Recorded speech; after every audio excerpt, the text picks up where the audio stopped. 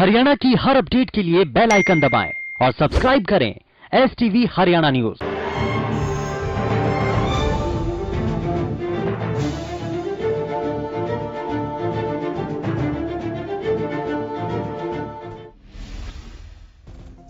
सेना प्रमुख general MM Naravane का 2 दिवसीय नेपाल दौरा आज से शुरू हो रहा है। बीते कुछ महीनों से दोनों देशों के बीच सीमा को लेकर विवाद चल रहा है। ऐसे में भारतीय सेना प्रमुख का ये दौरा काफी अहम माना जा रहा है।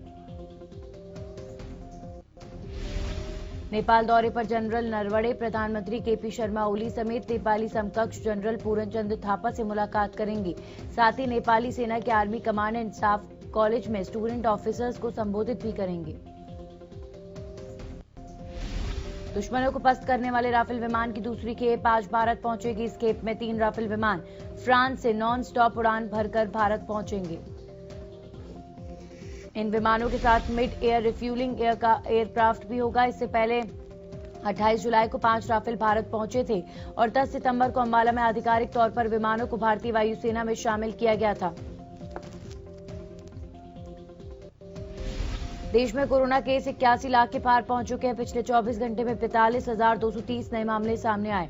वहीं पिछले 24 घंटे में 496 मरीजों ने अपनी जान गंवाई।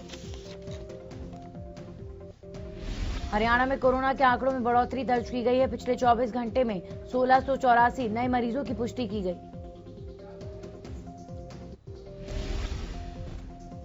प्रदेश में पिछले 24 घंटे में 7 मरीजों की कोरोना से मौत। इसी के साथ अब तक कुल 1817 कोरोना मरीजों की मौत हो चुकी है। बड़ौदा विधानसभा की जनता ने अपने नए विधायक के लिए मंगलवार को जमकर मतदान किया। जनता ने उम्मीदवारों की किस्मत को मंगलवार को EVM में कैद कर दिया। फरीदाबाद के सेक्टर 15 में स्टेट क्राइम और चाइल्ड हेल्पलाइन की टीम ने संयुक्त कार्रवाई करते हुए 2 बच्चों को बाल मजदूरी से मुक्त करवाया। इस दौरान उन्होंने लोगों से अपील करते हुए कहा कि शहर में कहीं भी कोई बच्चों से बाल मजदूरी करवा रहा है, कोई बच्चा भीख मांग रहा है, तो किसी बच्चे पर अत्याचार हो रहा है तो वो तुरंत चाइल्ड हेल्पलाइन की टीम को जानकारी दे सकता है। करवा चौथ के मौके पर बाजारों में खास रौनक देखने को मिली। सुहागिन महिलाएं पति की लंबी आयु के लिए करवा चौथ का व्रत रख रही हैं और इसी व्रत को पूरा करने के से पहले महिलाओं ने बाजारों में जमकर खरीदारी की। त्योहारी सीजन में बाजारों में रौनक खूब दिख रही है और ग्राहक भी जमकर खरीदारी कर रहे हैं। बाजारों में रौनक लौटने से दुकानदार काफी राहत महसूस कर रहे हैं।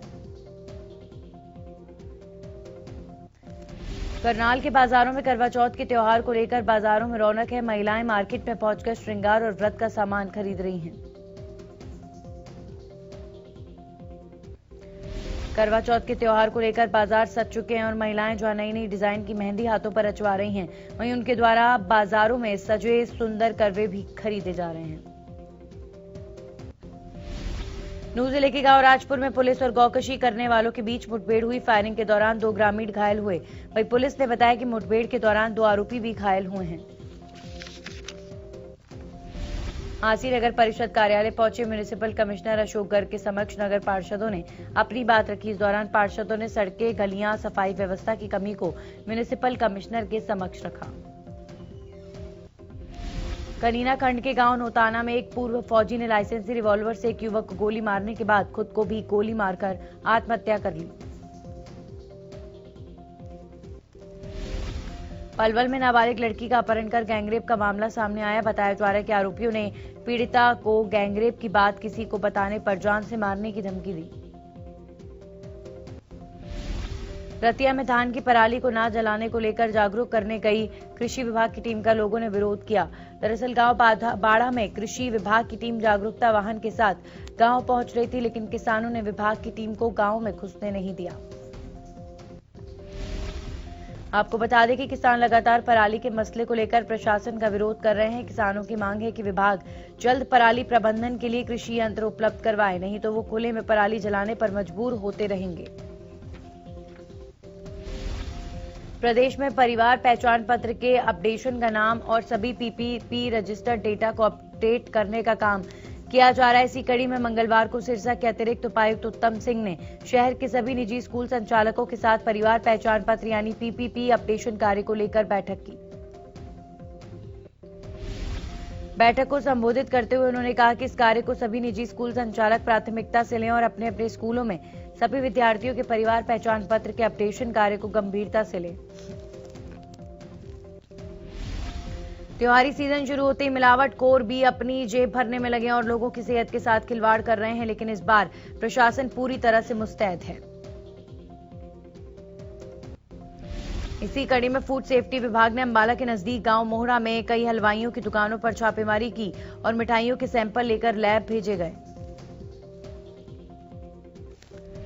पराली जलाने पर रोक लगाने के लिए प्रशासन लगातार किसानों को जागरूक करने में लगा है। इसी कड़ी में सिरसा के उपायुक्त ने जागरूकता प्रचार वाहन को हरी झंडी दिखाकर रवाना किया। फतेहपुर के गांव बिल्लौज में ईंटों से भरे ट्रैक्टर के नीचे दबने से एक 12 साल के बच्चे की मौत हो गई। इस दौरान गुस्साए ग्रामीणों ने फतेहपुर के बिल्लौज में सड़क जाम की। साइबर सिटी के पौष इलाके में पूर्व मंत्री के घर कीमती सिक्कों की चोरी का मामला सामने आया। शहर के पौष इलाकों में शुमार ये कोठी कांग्रेस के वरिष्ठ और पूर्व मंत्री धर्मवीर गाबा की है।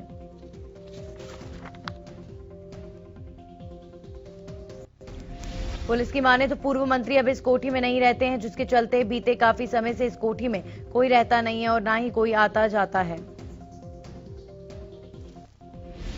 फतेहाबाद की गांव डाबी कला के मंदिर में पुजारी की बेरहमी से पिटाई का वीडियो सामने आया, जिसमें सबसे पहले एक युवक बैट से पुजारी की पिटाई करते दिखाई दे रहा है। पुजारी को बैट से बुरी तरह पीटा जा रहा है। इसके बाद एक भीड़ आती है और पुजारी की पिटाई शुरू कर देती है।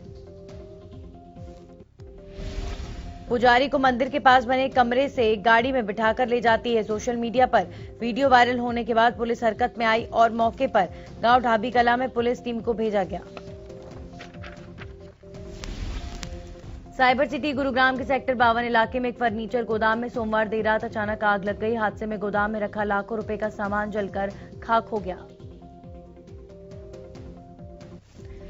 गोदाम में लगी आग की लपटें दूर दूर फैल गईं, जिससे आसपास बनी सोसाइटी में रहने वाले लोगों के बीच अफरा तफरी मच गई। गनीमत रही कि मौके पर पहुंची दमकल विभाग के कर्मियों ने आग को फैलने से पहले ही काबू में कर लिया।